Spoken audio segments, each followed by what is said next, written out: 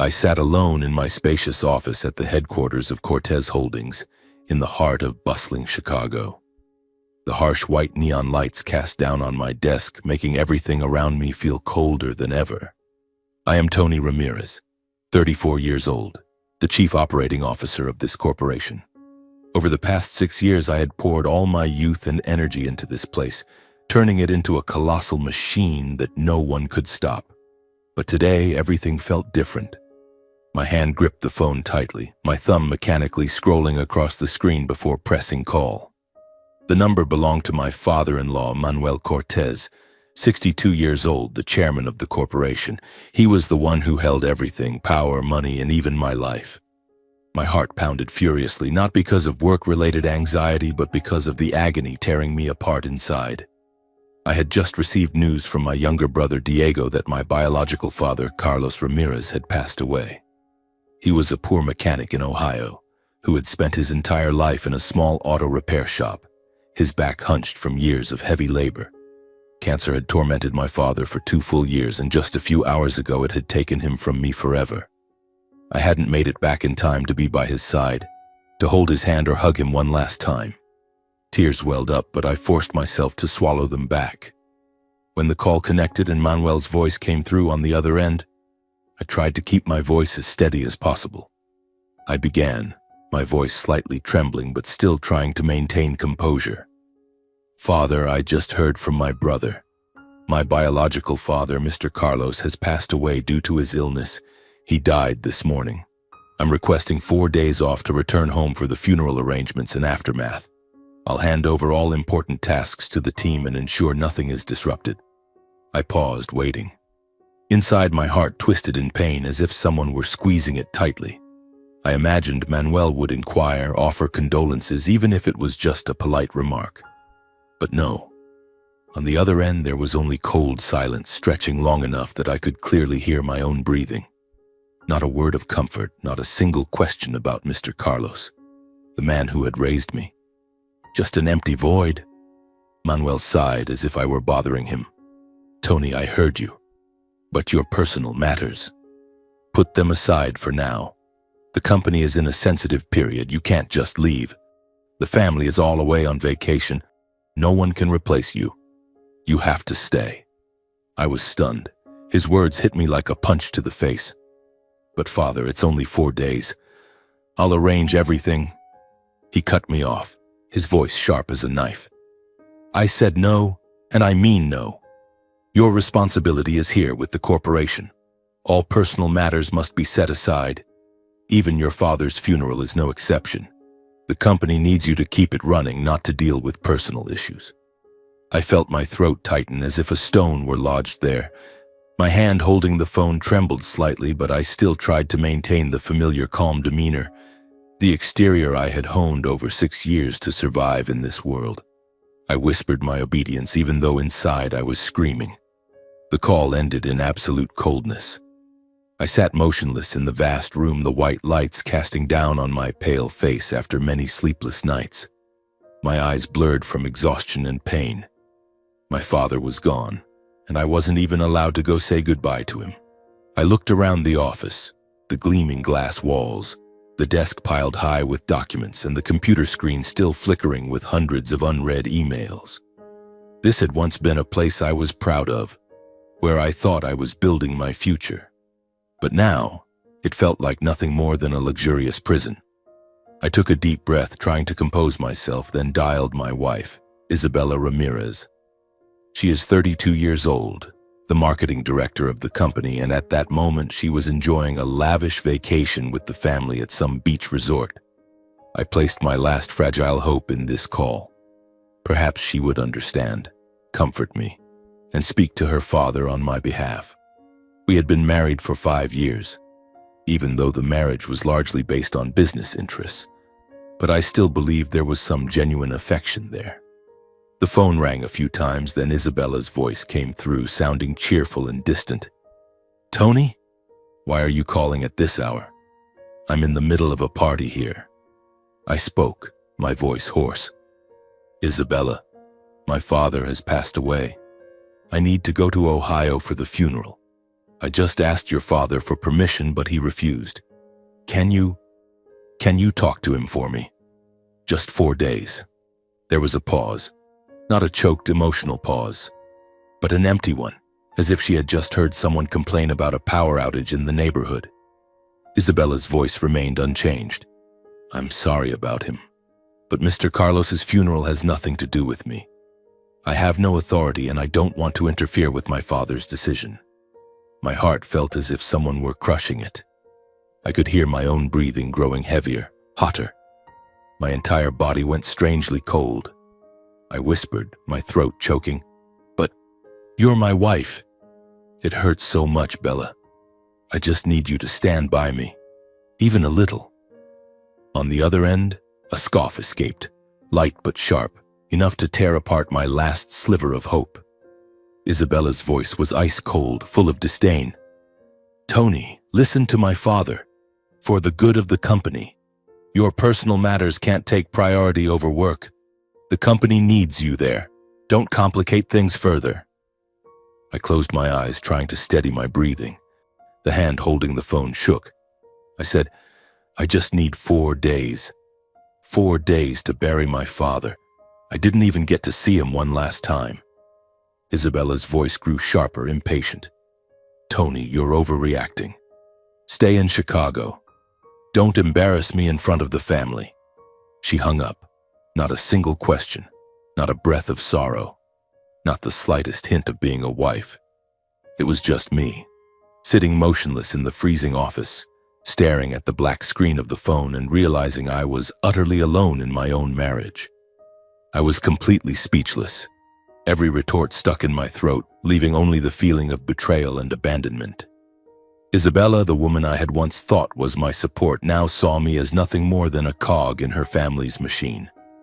I lowered the phone, my trembling hand placing it on the desk. The office was oppressively silent, broken only by the ticking of the clock reminding me that time was passing. I sat quietly in this place where I had poured my entire youth and strength, realizing that in this family I was nothing more than a tool for operations. Nothing more, nothing less. My mind was blank, like an endless void. The pain of losing my father was still there, twisting in sharp spasms. But now it mingled with the bitterness from those 2 consecutive phone calls. Mr. Manuel, my father-in-law, with his voice as cold as a block of stone. Isabella, my wife, with her indifference that shattered my heart. They were not family, they were slave masters, and I was a slave in a polished suit. I looked out the window. Chicago tonight was immersed in neon lights, but to me it was nothing more than a dark maze. How many more years would I have to endure this? How many more sacrifices in exchange for contempt? At that very moment, the intercom phone rang sharply, pulling me out of my chaotic thoughts. I glanced at the screen. Human resources. My heart beat faster. A bad premonition rushed in. I took a deep breath, picked up the receiver, trying to keep my voice calm. Tony Ramirez speaking. The voice on the other end belonged to a young secretary I recognized, speaking in a flat, rehearsed tone. Mr. Tony, I'm calling on direct instructions from senior management regarding your leave request to return to Ohio. Chairman Manuel Cortez has decided not to approve it. The company is in a critical phase and you are the primary operator. We cannot be without you at this time. I gripped the armrest of my chair tightly, trying to swallow. I understand, but this is my father's funeral. Just 4 days. She continued, her voice devoid of any emotion. I'm only relaying the message, Mr. Tony. If you leave without authorization, you will be immediately demoted. You could even be terminated for serious disciplinary violation. Senior management emphasizes that responsibility to the corporation must come first. Those words were the final knife blow, slashing into the limits of what I could endure. I hung up without another word, my entire body numb. Termination? Just because I wanted to go say goodbye to my father? I slumped back into my chair, my mind spinning, my heartbeat pounding. If I stayed, I would lose my soul. If I left, I would lose the career I had built over 6 years. But this pain, this injustice, it was pushing me right to the edge of a decision I could no longer avoid. In that wave of bitterness, memories flooded back like an old film reel playing in slow motion. 6 years ago, when I first stepped into Cortez Holdings. I was 28 then, full of passion, having just graduated with an outstanding MBA. Isabella introduced me to her father, and Mr. Manuel looked at me as if I were a promising commodity. He said, "I see potential in you. Prove it to everyone." And I did. I worked day and night, averaging 18 hours a day, 7 days a week. Rest was not in my vocabulary. Weekends? That was when I sat in the office clearing backlog paperwork. Holidays? I stayed behind to ensure everything ran smoothly while my wife's family jetted off to Europe or the Caribbean. Every critical contract passed through my hands. I remember the 2020 financial crisis when the pandemic hit. I stayed awake for 3 straight nights restructuring the supply chain. I called suppliers in the middle of the night, negotiated with partners over Zoom with bloodshot eyes from lack of sleep. The result? The corporation survived and even grew strongly. And me? I got a pat on the shoulder from Mr. Manuel and a modest bonus compared to what they profited. Meanwhile, my wife's family lived in luxury. Mr. Manuel and Mrs. Rosa, Isabella's mother, constantly partied at upscale restaurants and traveled on private yachts. Isabella shopped without restraint, designer handbags, expensive spa trips. They enjoyed the fruits of the labor I shouldered while I gradually burned out. In the company, I was nothing more than a high-paid employee, a tool being wrung dry over the years. They called me son-in-law, but in reality I was just the operator, the savior of their empire. 6 years of endurance, 6 years of silence, 6 years of placing work responsibilities above my personal life. I had to set aside even the smallest pleasures. A coffee with friends, a weekend fishing trip, even my own birthday. All to devote myself to Cortez Holdings. I clearly remember the first time my father fell seriously ill 2 years ago. Mr. Carlos was hospitalized after a sudden heart attack. I was in the middle of an important meeting and Mr. Manuel said, "Stay here. Your brother can handle things at home. If you go, who will take care of the company?" I could only stand in my office and call to check on him, my voice trembling. "Dad, I'll come visit you soon." But no, the project swept me away. Each time I told myself, just get through one more project, one more peak period, and I'll arrange to visit Dad. But those promises were repeatedly swallowed by work. My father understood. He didn't blame me. "I know you're busy, son. It's okay, I'm fine." His voice was weak over the phone, but I knew he was lonely. Diego, my younger brother, was there for him more, but I, the eldest son, was absent. And now, on the day he passed, all I received was a prohibition on leave and a threat of termination. My endurance had officially reached its final limit. My heart pounded furiously. Cold sweat broke out. I realized that if I stayed, I would lose both my dignity and my last remaining family. My father was gone, and if I didn't go, I would regret it for the rest of my life. Excitement surged. This decision could destroy everything, but not making it meant I was already dead inside. I looked around the office one last time. The cold glass walls, the piled-up documents. Enough. Right at my desk, I opened my computer and drafted my resignation letter. My hands trembled as I typed each word. To the Board of Directors of Cortez Holdings, I, Tony Ramirez, hereby resign from my position as Chief Operating Officer effective today. Reason: urgent personal matters and inability to continue contributing. Short and decisive. I didn't need to explain at length. I was personally closing 6 years of working for my wife's family. I hit send, and it was done. No turning back. After sending the letter, I quietly opened my browser and booked a flight to Ohio. The earliest one without hesitation.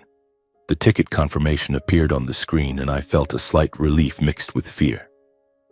Anxiety. What would their reaction be? Mr. Manuel would rage. Isabella would call and berate me. But at that moment, I didn't care. I quickly gathered the few personal items left in the office. An old coffee mug, a couple of family photos, my notebook. It felt like leaving an invisible prison where the chains had been responsibility and blind loyalty. I walked out of the office, turned off the lights, and locked the door. The hallway was empty, only the echo of my shoes.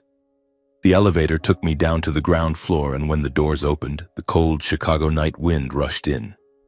I left the Cortez Holdings headquarters building late into the night, carrying the pain of losing my father and a complete severance from my wife's family. My footsteps were heavy, as if dragging a massive boulder behind me. 6 years poured down the drain, yet in this moment I felt no regret, only an emptiness spreading through me like an endless void in my chest. I walked toward the parking garage where my car sat alone under the dim yellow lights. Chicago tonight was alive with the endless flow of late afternoon traffic, but to me, everything was blurred and distant. I got in, started the engine, and drove toward the apartment, merging into the rushing stream of people. On the way home, my phone kept vibrating relentlessly like an unending storm. The screen lit up and went dark again and again. Calls from Mr. Manuel, from Mrs. Rosa, Isabella's mother, and from Isabella herself. I glanced over, their names flashed, but I didn't answer a single one. Messages poured in like rain. Tony, return to the company immediately. This is an order. From Mr. Manuel. What the hell are you doing? Explain that idiotic resignation right now. From Mrs. Rosa, her contempt dripping even through text. Have you lost your mind? Walking away from your position when the company is in crisis? You're betraying the family. From Isabella. I watched the screen light up and fade over and over, but I didn't reply to anyone. My hands gripped the steering wheel so tightly my knuckles turned white, my eyes fixed straight ahead, leaving all the pressure behind me. Horns blared around me, headlights glared, but I drove like an automaton through the familiar streets. To me now, every command, every demand, every threat had lost all meaning. They were just whispers in the wind, unable to touch the real pain in my heart. My father was gone, and they hadn't even granted me the chance to say goodbye. Anxiety surged. Would they send someone to my apartment? Would Isabella fly back immediately to confront me? But I pushed those thoughts away and focused on the road. I had made my choice, and I would not turn back. When I reached the apartment, I pushed the door open, exhausted yet resolute. This luxury home, with its elegant furniture hand-picked by Isabella, now felt completely foreign. The automatic lights flicked on, illuminating abstract paintings on the walls, but they offered no warmth at all. I quickly packed the essentials. A few simple changes of clothes, personal documents like my passport and savings book, and the handful of keepsakes I still had. The old watch my father gave me when I turned 20, its glass face scratched by time. A small family photo. Me, Diego, and Dad smiling brightly beside the repair shop. Each item was like a knife reminding me of what I had lost and what I now had to reclaim. Once packed, I dragged the suitcase to the door and turned off all the lights. The apartment sank into darkness, and I locked the door without looking back. My heart beat faster as I drove straight to the airport, night fully descending over the city. Chicago glittered with the lights of skyscrapers, but to me it was already the past. The highway was crowded, cars speeding past, and I wove through them trying to stay calm. I parked in long-term parking, pulled my suitcase into the terminal, and checked in quickly. The ticket was already booked, the red-eye flight to Ohio. As the plane lifted off from Chicago for the first time in years, I let my body relax, leaning back in the seat and allowing the emotions to flood in. The engines roared, the cabin was dimly lit, and I closed my eyes, feeling relief mixed with pain. No more urgent emails, no more endless meetings, no more orders from the Cortez family. Only me, flying back to my father. In that moment, all I longed for was to get there quickly, to see my father one last time, to stand before his coffin and say the things left unsaid, to fulfill the final duty of a son. Dad, I know it's too late, but I'm sorry, I whispered in my mind, tears rolling down my cheeks. The plane shook slightly in the wind, and I gripped the armrest tightly, anxiously wondering, is Diego okay? Has the funeral already begun? Memories of my childhood came back one by one like an old film playing in slow motion. The image of my single father, back bent from labor, working from dawn till dusk in that little Ohio repair shop to raise my brother and me. My father, Carlos, a thin man with hands calloused and stained with grease. He rose before sunrise when the sky was still dark to open the shop. The sound of hammers striking metal, engines roaring. Those were the sounds of my childhood. He fixed cars for neighbors, for long-haul truckers passing through, sometimes working late into the night just to earn enough for tomorrow's meals. I remember our simple but filling meals. Dinner was often just cold-cut sandwiches, boiled vegetables, and a glass of warm milk. Dad sat at the head of the table and smiled. "Eat up, boys. Only if you're strong will you be able to stand tall in this world." He always saved the best pieces for Diego and me, taking only a small bite for himself. Some nights he stayed up all night working on a job, the clang of metal echoing from the shop behind the house. The next morning, exhausted, he still managed to hand us money for school fees. "Study hard. Don't end up like your old man," he'd say in his deep, warm voice. Diego and I ran around the shop wiping tools for him, but he always shooed us inside to do homework. When we were seriously ill, Dad was the only one who stayed by our bedside, never leaving our side. I remember when I was 10 and burning with fever. He held me all night, wiping sweat from my forehead, telling stories to distract me from the pain. He didn't sleep. His eyes were red from worry. "I'm right here, son. Be strong, okay?" he whispered. The same for Diego when he broke his arm falling off his bike.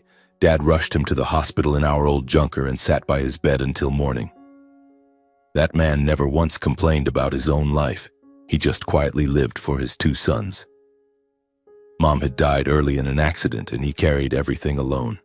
He never remarried, never sought his own happiness, only us. "You boys are my greatest treasure," he'd say whenever he hugged us.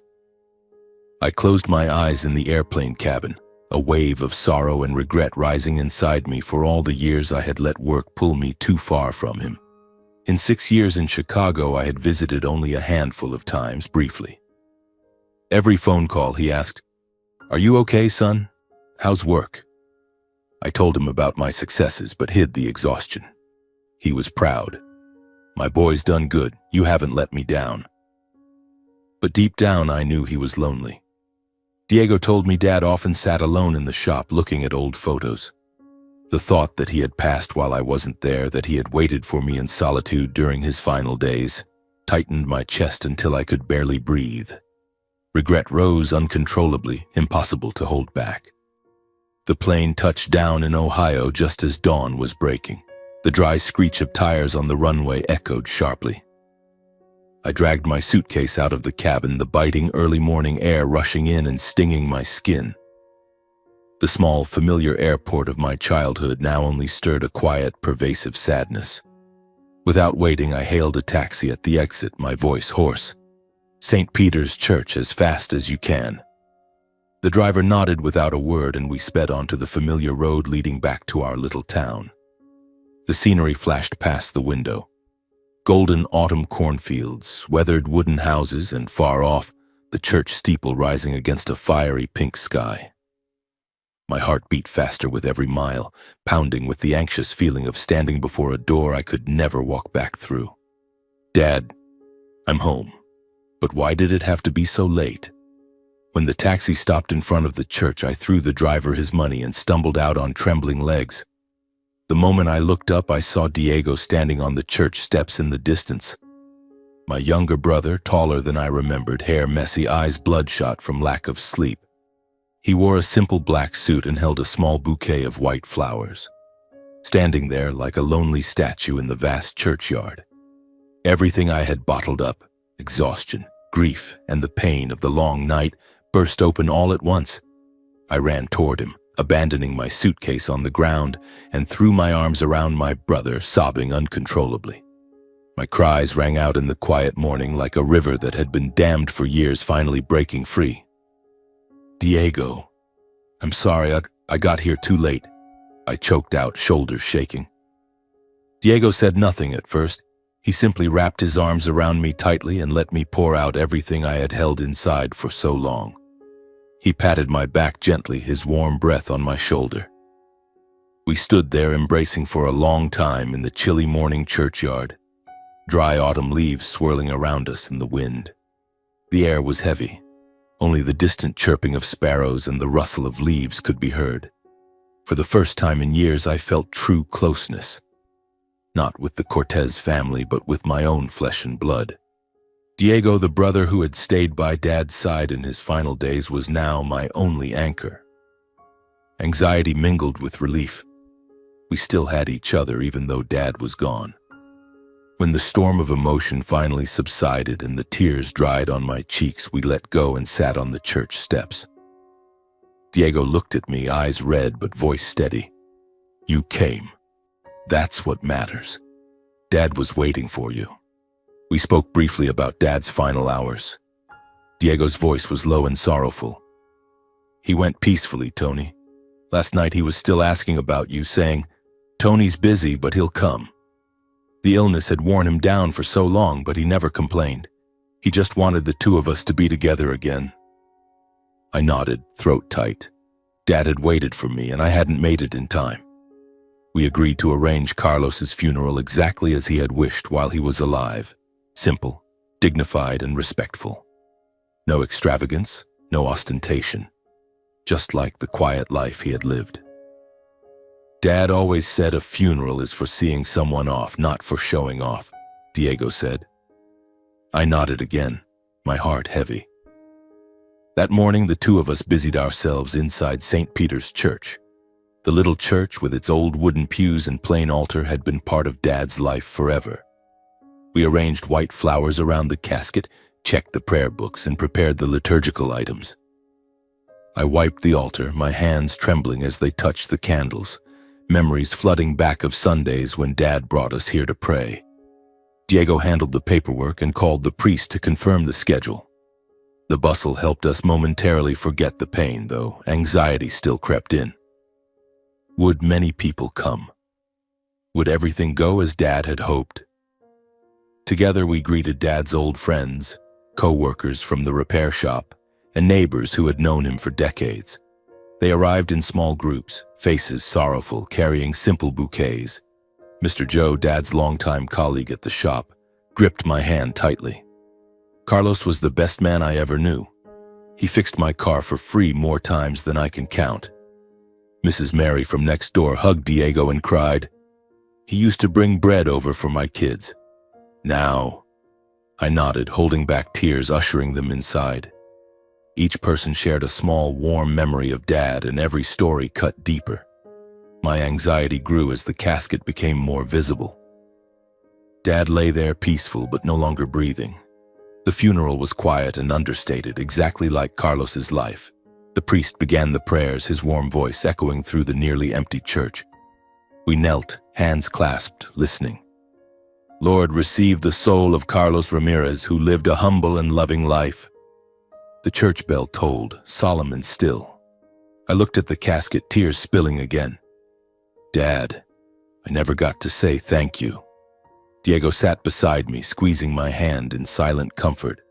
The air was thick with sorrow, broken only by murmured prayers and the wind outside the windows. When the casket was carried to the cemetery, Diego and I walked silently behind it, hearts aching. We helped shoulder the coffin with a few neighbors, our steps heavy on the dirt path behind the church.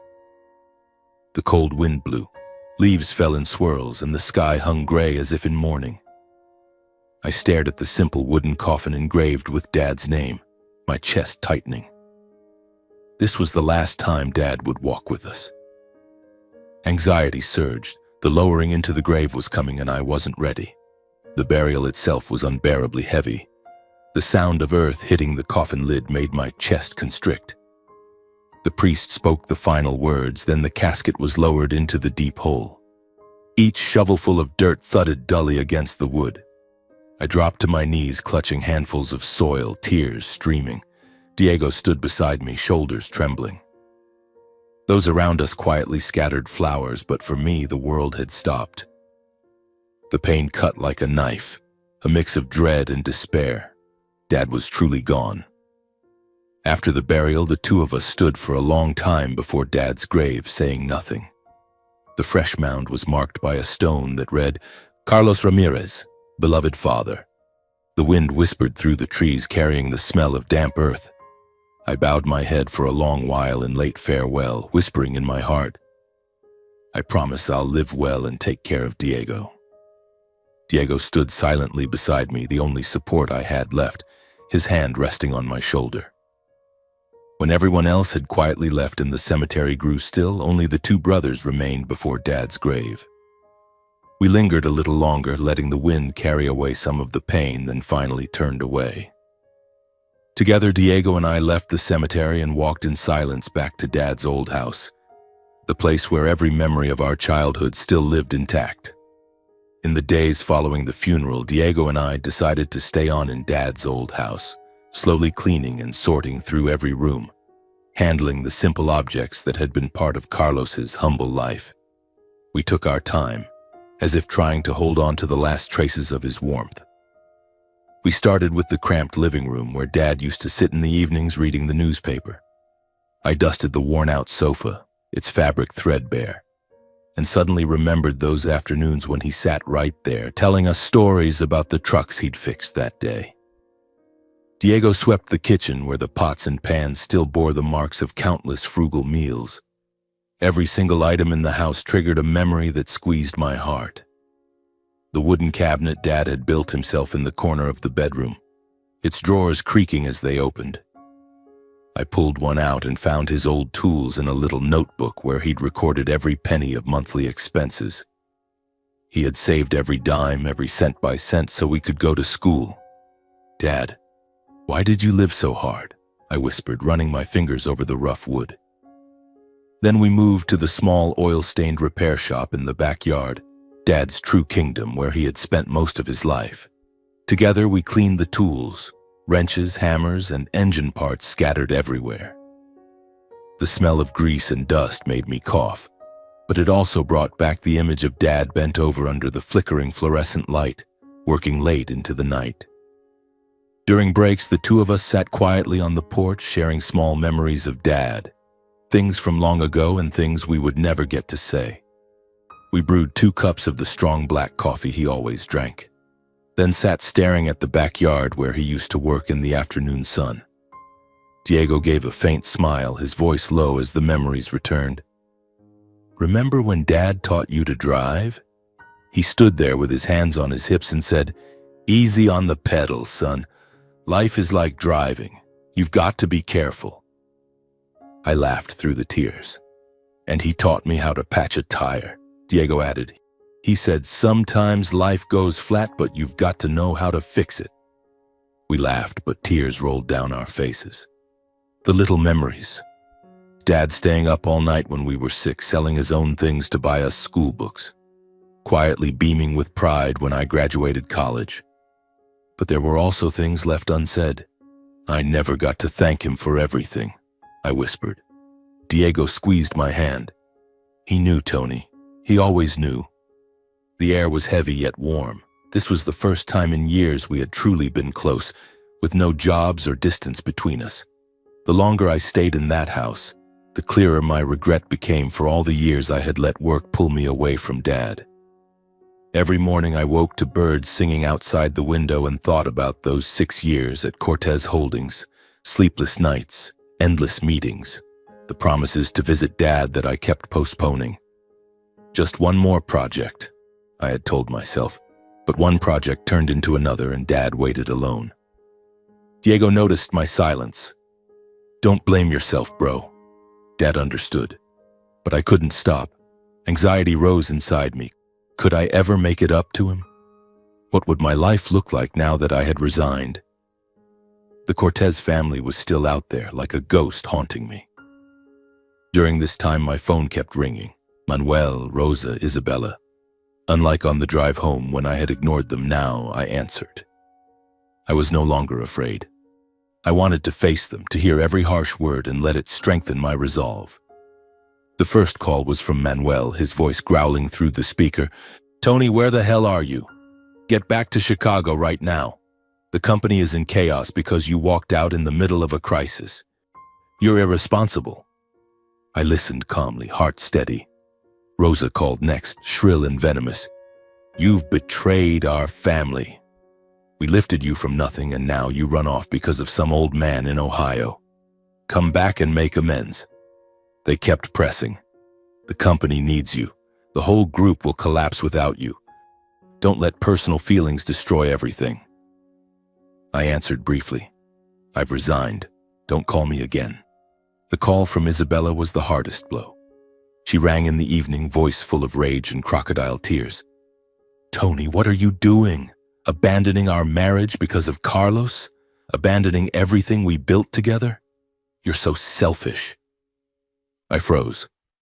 My body went weak. I collapsed into a chair, phone pressed to my ear, unable to speak. She went on, sharp as a blade. You chose your father over this family. If you're not back in Chicago by the end of the week, I'm filing for divorce. It's over. Everything. You'll lose the apartment, the money, all of it. The threat cut deep, but for the first time I saw the truth. Our marriage had always been a business contract. There was never love, only profit. Isabella never loved me. She loved the status and money that came with Cortez Holdings. I whispered, You're right, and I choose my father. She screamed and hung up. Anxiety spiked. Divorce? I was ready, but the pain still lingered. After days of relentless calls, I finally turned the phone off completely and cut all contact with my wife's family. I tossed it into a drawer, feeling as if I had dropped a ton of bricks from my shoulders.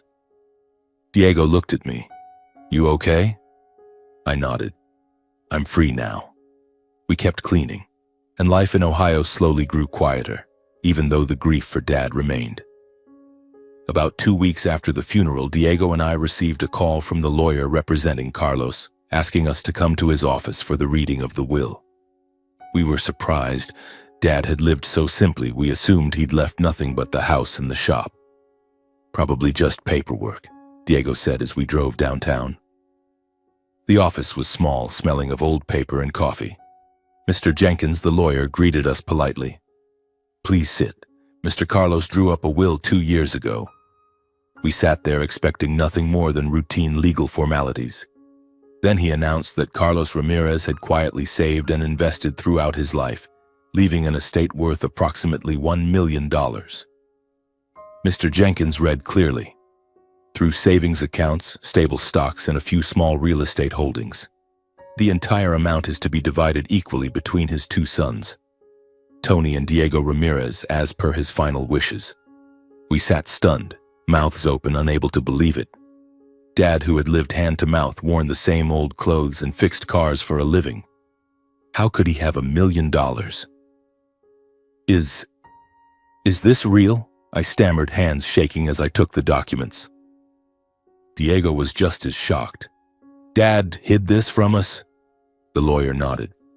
He wanted it to be a surprise, so you could both start a new life. The news left us speechless. The father who had toiled his whole life in overalls had secretly built a fortune for us. A wave of gratitude, sorrow, and regret washed over me. Even at the end, Dad had silently prepared a future for his sons without us ever knowing. He had sacrificed everything, saved every dollar from wrench turning, invested wisely, and never bragged. Dad, why didn't you tell us? I whispered, tears spilling again. Anxiety and awe mingled. What did this money mean? Freedom, yes, but also a final reminder of his endless love and sacrifice. We hugged each other and cried in that little office. The will wasn't just money. It was Dad's love made tangible. The last gift from a father who had given us everything without ever asking for anything in return. We left the lawyer's office in a complete daze, driving back to Dad's old house while our minds spun with the figure of $1 million. Diego gripped the steering wheel. I sat beside him, staring out the window, seeing nothing but the image of Dad sitting alone under a dim oil lamp, quietly balancing his books. How had he done it? Fixing cars for hire, eating frugally, investing in stocks or funds that no one ever knew about. I remembered the times he refused new clothes, saying, I'm fine with the old ones. The money is for you boys. Now it was clear. He had provided for us right up to his very last breath. Regret surged like an underground river rushing beneath a calm surface. How much had I missed?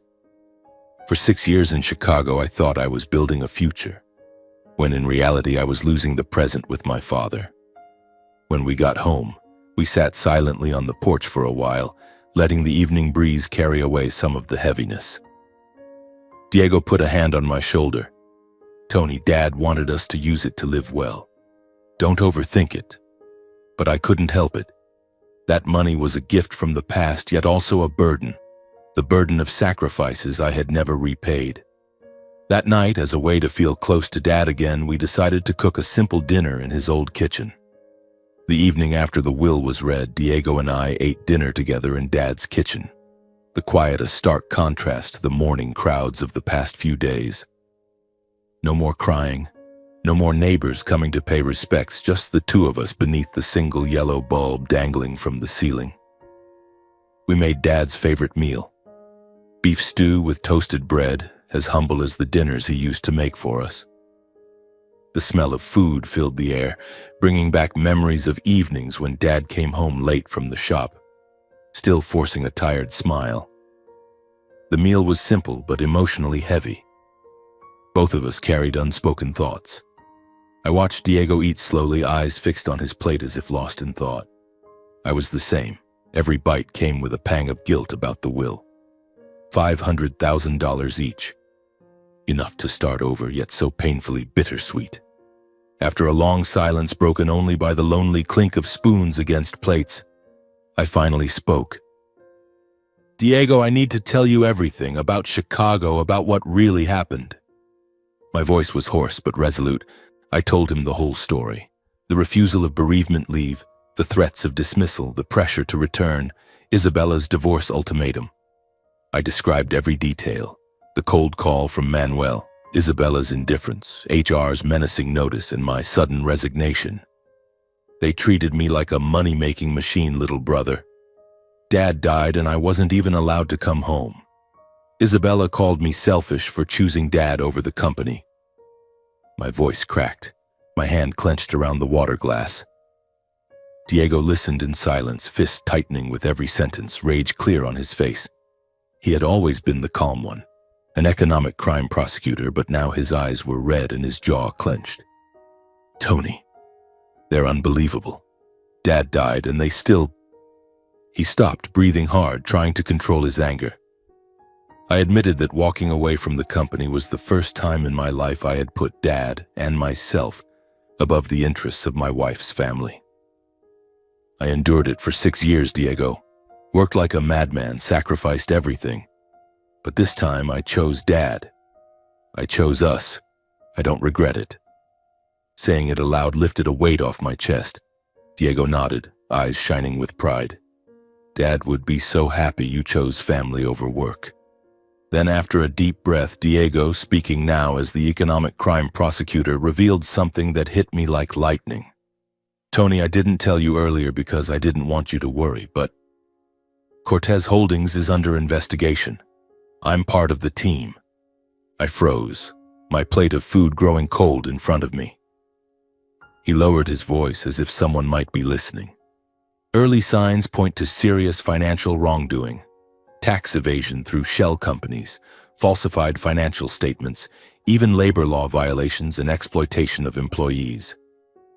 We have indirect evidence from business partners, but it's not enough yet. The case could stall without solid internal proof, original data from inside the company's systems, real invoices, internal emails, unedited reports. That was exactly what the investigators were missing. Decisive internal evidence. Without it, the whole investigation might collapse. We need someone on the inside, Tony. Someone who knows the systems inside out. My heart pounded. I, the former chief operating officer, knew every corner of that machine. A fierce internal battle raged inside me.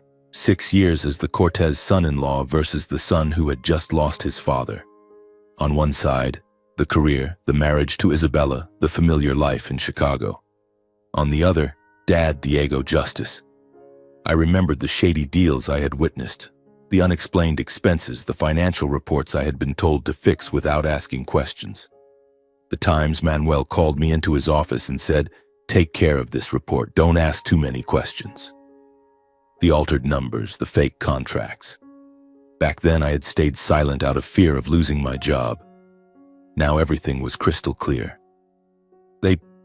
They really broke the law?" I whispered, hands trembling. After a long silence, the kitchen silent except for the ticking wall clock, I made my final decision. "Diego, I'll do it. I'll go back to the company as an insider and get the evidence." The words left my mouth and a jolt of electricity ran down my spine. This wasn't just a legal move, it was the complete final severance from my wife's family. I would return to Chicago, pretend to be remorseful, get my old job back, and quietly copy the data. The risk was enormous. If they discovered me, I could lose everything, maybe even my life. But Dad deserved justice, and I couldn't let that empire keep harming others. Diego looked at me for a long time, worried yet trusting. He knew that from this moment on, we were on the same side of the fight. "Tony, I'm worried for you. They're cunning foxes. But I believe in you. We'll do this together." He gripped my hand firmly, eyes burning with determination. We finished the meal in a tense but resolute atmosphere, the signal that a long, dangerous confrontation had officially begun. Our minds were already in Chicago. The plan. I would go back, apologize, get reinstated, then extract the evidence while Diego guided me from afar. Anxiety surged. Was I capable of this? Would Isabella suspect anything? Dad's old kitchen bore witness to the decision as if he were watching from above and giving his blessing. After that long evening strategizing with Diego, I flew back to Chicago carrying a steel resolve. I would swallow every insult, play the repentant dog, and uncover the whole truth from the inside. The plane touched down in the late afternoon. The familiar roar of traffic and the smell of city exhaust rushed in at once. I took a taxi straight to Cortez Holdings headquarters, no detour to the apartment. The gleaming glass tower sparkled in the sunset, but to me it looked like a fortress bristling with traps. My heart pounded harder as I rode the elevator to the top floor, the chairman's office. Anxiety spiked. How would they react? Could I pull off the remorseful act convincingly? I knocked and spoke, voice trembling just enough. "Father, Mother, I'm back." The office was vast, mahogany desk, expensive paintings on the walls. Manuel sat behind the desk. Rosa stood by the window. The moment they saw me, the insults and humiliation poured out like acid, branding me a traitor, an ingrate, a disgrace to the family. Manuel shot to his feet, face crimson. "Tony, you dare show your face here? You traitor! You walked out when the company was in chaos and left us to carry everything. Ungrateful wretch." Rosa cut in, voice shrill. "Who do you think you are? We gave you status, we gave you our daughter, we gave you everything. And you run off to Ohio to cry over that penniless old mechanic? You've shamed this family." They hammered the point that I had abandoned my post at the worst possible moment, an unforgivable sin. Do you have any idea how many contracts stalled without you? Employees panicking, partners calling nonstop. I kept my head bowed, silently swallowing every bitter word, offering no defense, no excuses. Each insult cut deep, but I clenched my jaw and endured. In front of them, I played the penitent son-in-law perfectly, begging, admitting fault, pleading to be allowed back. "Father, Mother, I was wrong. Grief over my father's death clouded my judgment. But I see my duty now. Please let me return and work twice as hard to make amends." My voice shook. I kept my head low, fists clenched at my sides. Inside I was screaming, but outwardly I was broken and submissive. At first, Manuel raged, pacing the room, jabbing a finger in my face. "You think a simple apology fixes this? You destroyed our trust. We almost lost everything because of you." Rosa added venomously, "Don't even dream of coming back easily. You should be on your knees." Yet deep down, they both knew the truth. For years, the entire operational machinery of Cortez Holdings had run on my shoulders alone.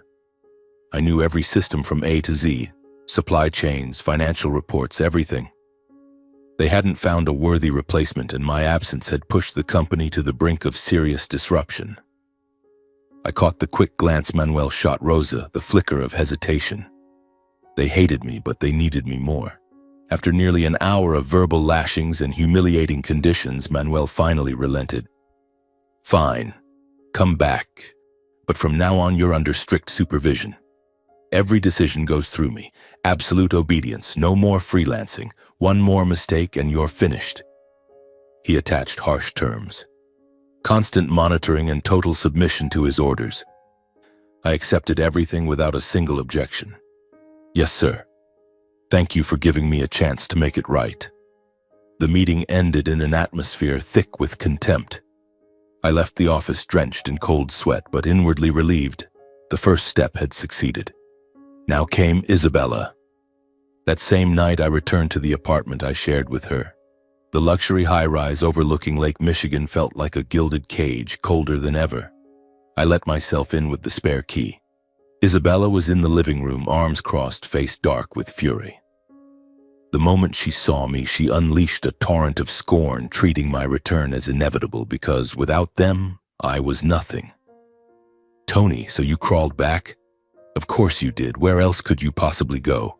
Without us, you're just some grease monkey from Ohio. She stood and jabbed a finger in my face. You think you can disappear for a few days, cry over your dead father, then waltz back like nothing happened? You embarrassed me in front of my parents. She demanded I personally apologize to them again and return to work immediately to atone, even though I knew this marriage had been dead for years. Built on profit, not love, I kept playing the part. Bella, I've already apologized to your parents. I was wrong. I'm staying. I'll work to make it up to you. She snorted, called Manuel to confirm. Dad, he's back, just like you said. Only then did her hostility ease slightly, though the cold disdain remained. She turned on her heel and walked to the bedroom. Sleep on the sofa. Don't even think about getting into my bed. I collapsed onto the couch, exhausted to the bone, but my mind was razor sharp. Anxiety gnawed. Did she suspect anything? I looked around at the designer furniture and luxury trappings she had bought and realized it was all an illusion. The marriage was over, but I had to endure it a little longer to finish the job. The next morning, I officially returned to Cortez Holdings. I walked into the familiar office where I had poured 6 years of blood and sweat. Colleagues stared and whispered behind my back. Tony's back. Heard he got fired and begged to return. I forced a smile, sat at my old desk and started working, business as usual on the surface. Outwardly, I resumed my role perfectly, answering emails, leading meetings, signing contracts, everything exactly as before. But inside the system, I began moving. I logged into the internal servers exactly as I always had, but this time I copied files onto the concealed USB drive Diego had sent me. Suspicious financial reports, offshore wire transfers, doctored invoices. I knew what each one meant. My pulse raced every second. Was my computer being monitored? I worked slowly, carefully, never rushing. From the moment I stepped back into Cortez Holdings, I wasn't just risking exposure. I had placed my life, my future, and our entire counterattack on a gamble with no way out. But I was ready. In the days that followed my return to Cortez Holdings, I began quietly digging deeper into the company's core data layers. I moved slowly, making it look like routine report reviews, standard work for a COO. But with every login to the internal servers, I went a little further. First came the financial folders, massive Excel files containing millions of dollars in transactions. I still remember opening a file from last year for the first time. International wire transfers with no clear origin, labeled vaguely as consulting fees. My heart raced. This was exactly the money laundering trail Diego had described. I copied it quickly, encrypted it with the tool Diego had sent, then erased every trace. Day by day, I uncovered more. tax fraud through inflated expenses, shell companies in tax havens like the Cayman Islands used to move illicit funds, fake supplier contracts to siphon money, and systematic labor law violations, forcing employees into temporary contracts with no benefits or overtime pay. Each new discovery felt like an electric shock. I'll never forget opening Manuel's internal email chain, a thread with the family lawyer instructing him to alter tax reports to shave off $5 million. I sat frozen for minutes, hand trembling on the mouse. This wasn't just misconduct. This was organized crime. I had suspected it before, but now it was undeniable. My pulse hammered. If Manuel ever found out I was looking at these, I would simply disappear from Chicago, no questions asked. Every new file I copied into multiple encrypted backups and sent to Diego in small batches to avoid detection. I used burner emails from public cafes near the office or uploaded to the secure cloud Diego had set up. "Tony, this batch is gold," Diego texted after one transfer. "Crystal clear tax evasion. Keep copying and stay safe." I nodded alone in my office, stomach in knots. On the outside, I maintained the mask of the dutiful son-in-law, making Manuel's coffee in the morning, accepting every insult without protest, coming home on time, cooking dinner for Isabella, enduring her sneers. "You're lucky you crawled back, or I'd have let you sleep on the street." I forced a smile. "You're right, Bella. I'll make it up to you and the family." Inside, I was counting the days. This marriage was already dead. I was only wearing its corpse. After 3 long, nerve-wracking months, terabytes of data later, Diego gave the word, "We have enough. I'm submitting everything to the FBI and IRS." I exhaled in relief and dread. I sat in my office overlooking bustling Chicago, knowing the storm was about to hit. "Everything will be anonymous," Diego assured me, "but if it comes to it, I'll protect you." Then it happened. One morning while I was in a meeting, chaos erupted in the lobby. Uniformed officers with search warrants flooded in like a tidal wave. Computers were seized, documents confiscated, employees questioned. Manuel went white as a sheet. "What the hell is this? Why are the police here?" I stood there, feigning shock. My God, what's happening? But inside I knew the plan had worked. When they checked my computer, I felt my heart stop, but I had scrubbed every trace. They never suspected the family member. Within days, the scandals exploded across every outlet. Cortez Holdings rocked by massive fraud, millions in tax evasion. Shell companies abroad, illegal transfers through Swiss banks, ghost contractors, unpaid overtime. The whole rotten structure was laid bare. Key executives were summoned, questioned, and detained. Manuel was handcuffed in front of everyone, face ashen. "This is a conspiracy. Someone set me up." Rosa sobbed as she was led away. Isabella called me in hysterics. "Tony, what's going on?" "They arrested Dad." I answered with fake concern. "I don't know, sweetheart. I'll take care of it." My heart was ice. The trial came quickly. I sat in the public gallery, half hidden, watching Diego testify as prosecutor. My evidence, now official exhibits, was presented file by file, email by email. The judge's gavel fell. Tax fraud, money laundering, labor exploitation, guilty on all counts. Cortez Holdings was fined $48 million, ordered to pay over $22 million in back taxes, and placed under special financial supervision for 5 years. Manuel personally fined $9 million, Rosa $4.5 million, Isabella $1.8 million. The entire family under strict federal oversight. Manuel sat hunched, no longer the proud patriarch. Rosa wept uncontrollably. Isabella stared at me from across the courtroom, eyes burning with hatred. The media storm was relentless. Cortez empire collapses in scandal. Stock price plummeted from $50 to $5 in a week. Partners fled. Employees quit in droves. Branches closed. Debt piled up. The company was finished. One stormy night, long after the verdict, the 3 of them showed up at the small apartment I had quietly rented. They pounded on the door. I opened it, and they stormed in like a hurricane. Manuel charged forward, face purple with rage. You traitor! You collected the evidence, didn't you? You destroyed everything I built. We took you in, gave you status, gave you a life you could never have dreamed of. And this is how you repay us? A knife in the back? Rosa stepped closer, eyes blazing. Ungrateful dog. We dragged you out of that Ohio gutter, gave you our daughter, money, power, and you turn around and ruin us? You bit the hand that fed you. Isabella, trembling with fury and panic, screamed over the noise. Tony, how could you? You destroyed my parents, the company, our marriage, everything. All because of that old man. You're heartless. Their voices overlapped, shrill and chaotic. But I stood motionless, arms folded, watching them like strangers unloading their desperation. Then I spoke, calm and cold, every word a slap. You destroyed yourselves. I only brought the truth to light. Manuel lunged at me, eyes wild, ready to strangle me on the spot. I didn't flinch. Instead, I gently placed 2 folders on the coffee table. The sound of paper hitting wood cut through their fury like a gunshot. They froze. On the table, my signed resignation letter and the divorce papers, already executed. Silence swallowed the room. Manuel's fists clenched white. Rosa's mouth opened, but no sound came. Isabella covered her lips, tears falling, but her eyes were wide with something new. Not grief, terror at losing control.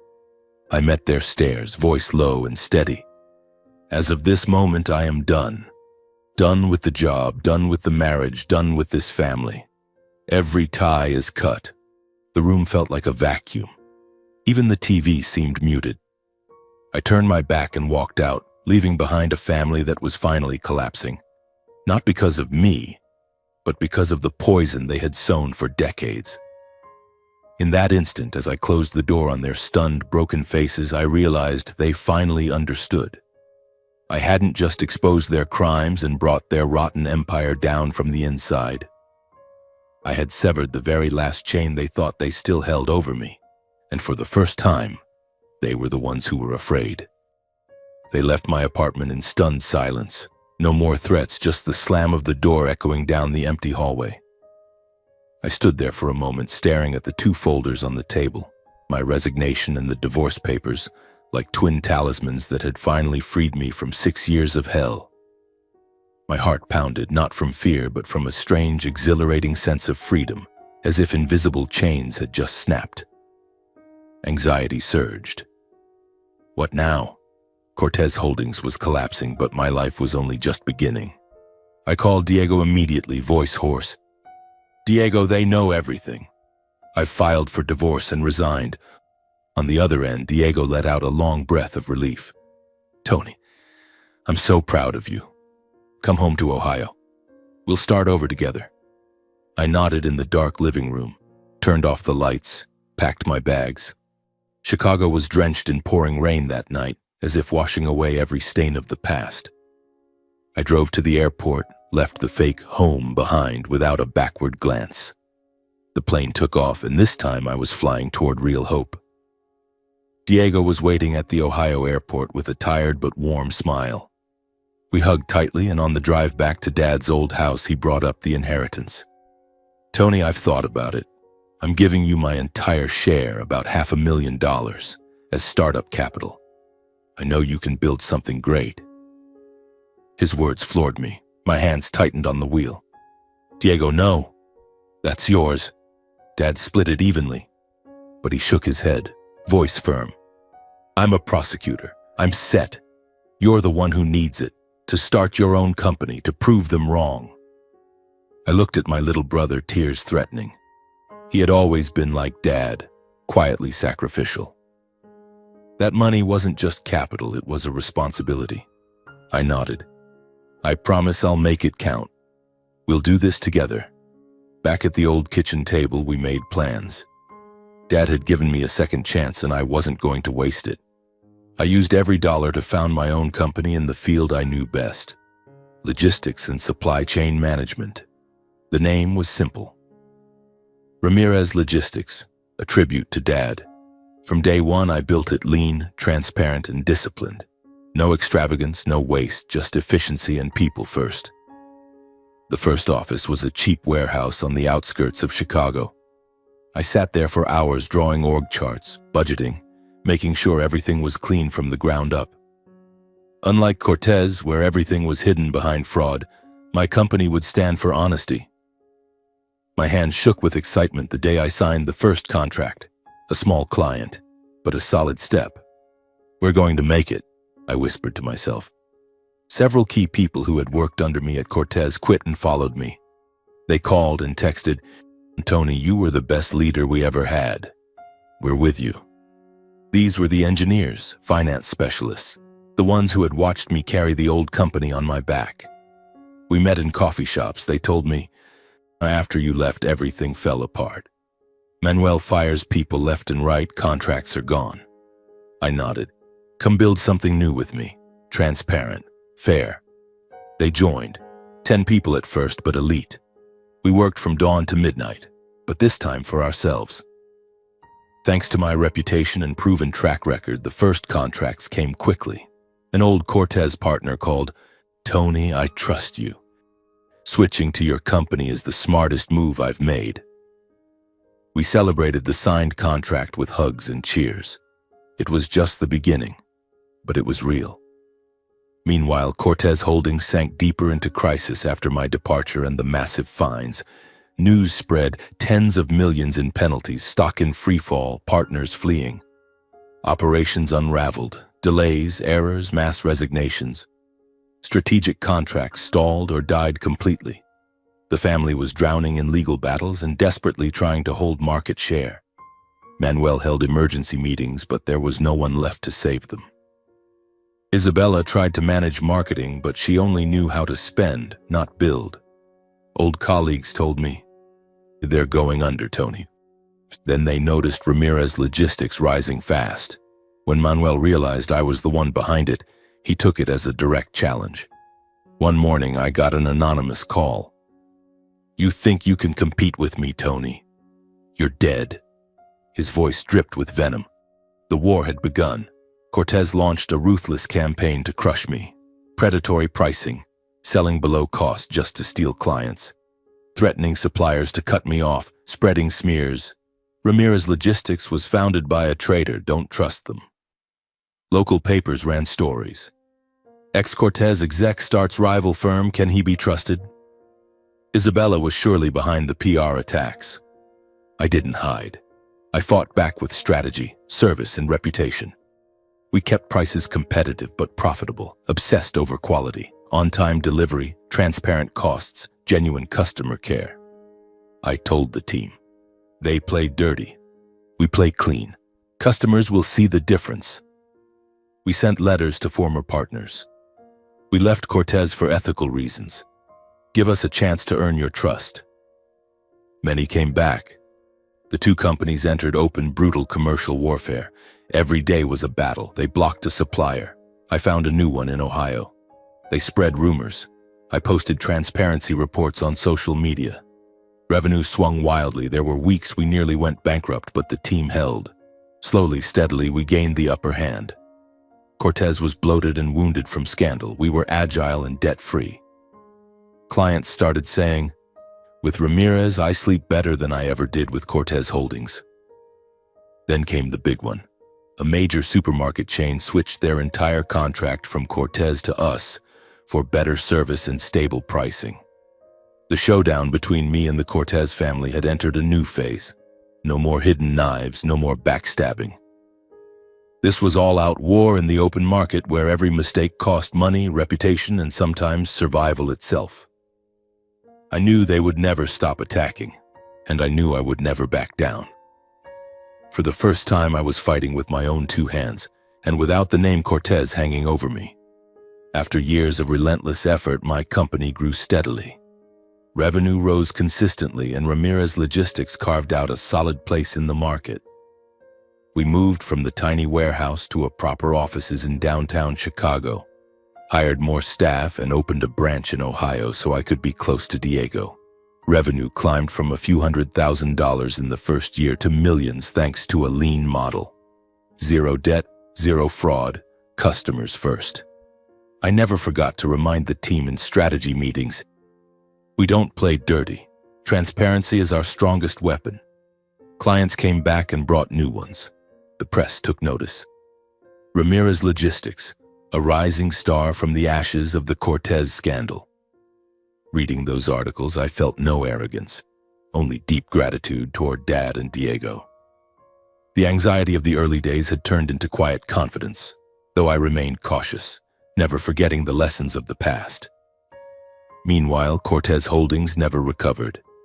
They lost every major partner, cash flow collapsed, and the company officially filed for bankruptcy. The headlines blazed: Cortez Empire completely collapses, bankrupt after massive fraud scandal. Assets were sold off, branches shuttered, employees fled in waves. The operational chaos that began the day I resigned only worsened. Endless delays, mistakes, lawsuits from furious clients. The Cortez family struggled with endless legal consequences, fines, financial oversight, while watching their market share evaporate. Manuel, once the untouchable tycoon, appeared in photos looking gaunt, selling the mansion to pay debts. Rosa lived in seclusion, avoiding old friends. Isabella, once draped in luxury, lost every trace of glamour and now worked a regular office job, scraping by on monthly bills. Old colleagues told me, "They've fallen hard, Tony. Isabella regrets not holding on to you." I felt no satisfaction, only calm acceptance. They were reaping what they had sown. The mighty Cortez family had fallen from the pinnacle of power to having nothing. Manuel and Rosa lived in defeat, regret, and isolation, stripped of their place in the business world. The lavish parties and private jets were gone. They rented a small house on the outskirts and kept out of sight. Isabella, who once shopped without limit, now counted every penny, haunted by the choices she had made. One rainy afternoon, Isabella showed up at my office door. She was lightly dusted with rain, makeup pale, eyes red. Before I could speak, she started, voice trembling. "Tony, can you give me another chance? I was wrong. I know I was wrong. But we can start over, can't we?" I looked at the woman who once told me I had embarrassed her in front of her family, who had chosen power over love. She choked up and began to cry. "I've lost everything.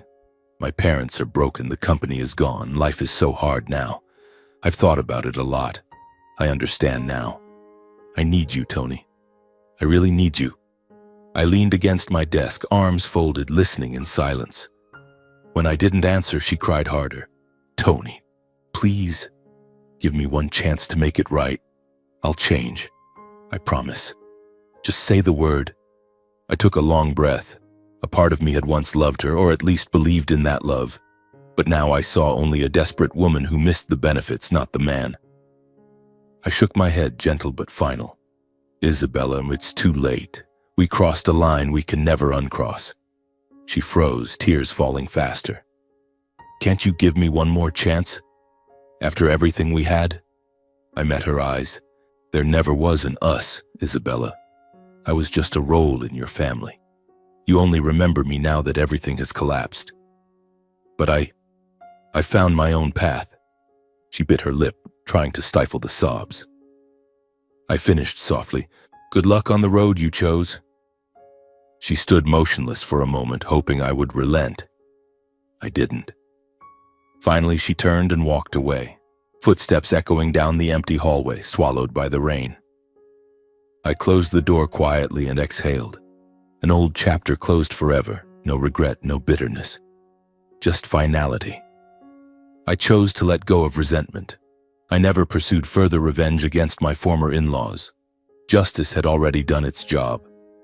I poured everything into Ramirez Logistics, expanding to other states, forming international partnerships.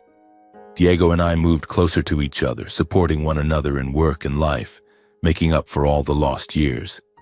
He handled legal matters for the company. We had dinner together every week, swapping stories about Dad.